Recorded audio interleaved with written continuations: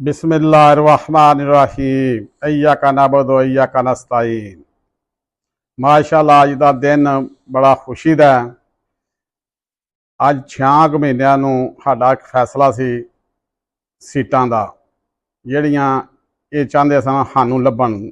दूसरियां पार्टियां नून हो गए, पीपल पार्टी हो गई, जिहड़ियां भी जमातां ने अज सोहणे रब ने अच्छा फैसला दिता है।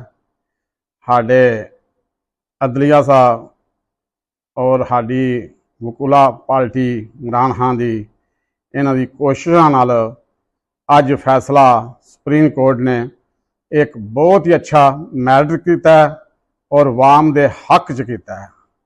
वाकई सुप्रीम कोर्ट नूं पता सी वाम ने वोट इमरान खान नूं दिते है।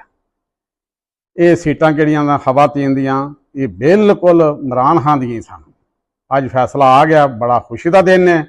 सानू सुप्रीम कोर्ट ने खवातीन दी सीटां रिटर्न करके इमरान खान की झोली च रख सदियां ने।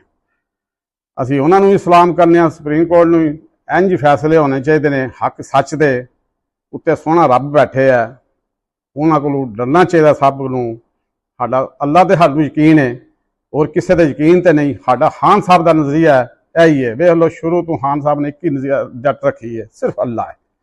अल्लाह के सिवा और कोई शय नहीं। मेरा फैसला अल्लाह करेगा। अज बड़ी खुशी हुई है। मैं अपने पाकिस्तान के कारकुन आला साडी क्यादत है पूरे पाकिस्तान के PTI की तरफों आला क्यादत नूं, वकला नूं, सुप्रीम कोर्ट नूं अस्सलाम अलैकुम कहते हैं, मुबारकां देंदे ने। इंज ही फैसले होने चाहिए। जिन्ने दारे है ने अपनी दूह च रहन तो फिर ही पाकिस्तान तरक्की वाले पासे जाना है। सारे अदारे में सोचना चाहिए साडा पाकिस्तान है, पाकिस्तान नाल प्यार करो। वेखो अजकल की महंगाई तो महंगाई हुई है, जुल्म हदाद है, इनू कंट्रोल करना चाहिए। साडे दारे कंट्रोल कर सकते हैं। खान का नज़रिया है साडे इमरान खान का। इंशाअल्लाह इमरान खान आस्ता आस्ता इंशाअल्लाह मुल्क च खुशहाली आवेगी।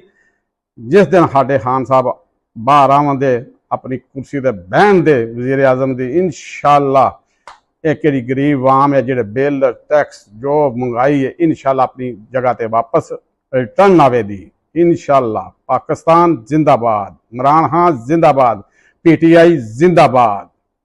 खुदा हाफिज़।